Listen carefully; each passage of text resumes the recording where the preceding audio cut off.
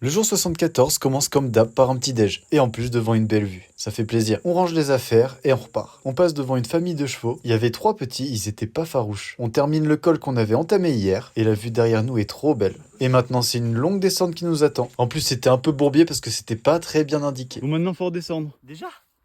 Putain.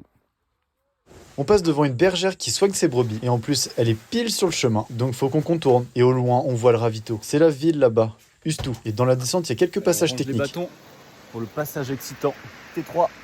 Il y avait donc quelques passages de chaîne sur cette descente. Et bizarrement, on a croisé plein de touristes. Et enfin, on a retrouvé du plat, jusqu'à la ville. Et même de la route, même si ça fait mal aux pieds. Et une fois là-bas, gros ravito. Là, on prend pour minimum 4 jours. Et bien sûr, il est midi, donc on déjeune, puis on repart. Pour ce ravito, on a dû se rajouter 6 km. Et juste après, c'est 1300 mètres de montée. Les sacs sont pleins. Il fait chaud.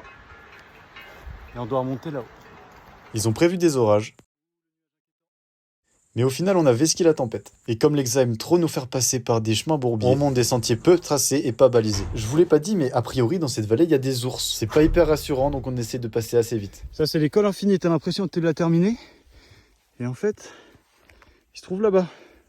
Et enfin, on passe le col de Cruzous. Et la descente est tout aussi bien balisée et les chemins tout aussi tracés que la montée. Donc c'est galère. Mais bon, le Enfin, col est mon fait. gars.